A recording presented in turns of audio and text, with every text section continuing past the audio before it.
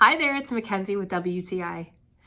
I need to introduce you to my fine feathered friend here, the absolute beautiful and comic relief flamingo that sits on my kitchen table.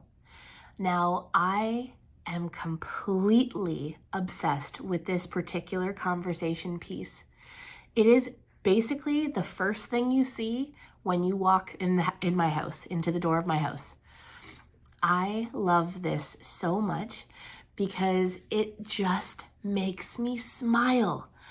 And I feel that we need things in our lives that just make us smile. I am completely obsessed with flamingos. They're everywhere. They happen to be my favorite, not only for the color, but this in particular, wine holder. What a great piece. I believe that everyone needs to have a good conversation piece in their home. Now, it is made well, it is lightweight, and it balances the bottle of wine perfectly. Now, if you're not a wine drinker, I believe you can put any other bottle in there, even if it's just decorative. Trust me when I tell you, your life will be definitely happier when you get a flamingo of your own. But that's my point of view.